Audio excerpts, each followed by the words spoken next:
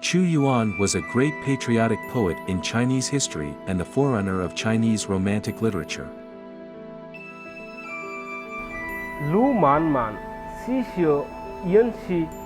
His loyalty, patriotism, and spirit of seeking have become a noble spirit that later generations of people with lofty ideals believe in and pursue. 乌江上下，二小说。 The Dragon Boat Festival was established to commemorate him. In Chu Yuan's hometown Zigui County of Hubei Province, special activities are held every year to celebrate the Dragon Boat Festival. In addition to the most famous dragon boat racing and making zongzi, people also hang mugwort and calamus in front of their doors on this day. These plants are used to ward off insects and evil spirits, same with wearing sachets and applying realgar wine. In 1953, the World Peace Council listed Chu Yuan as one of the world's 4 cultural celebrities.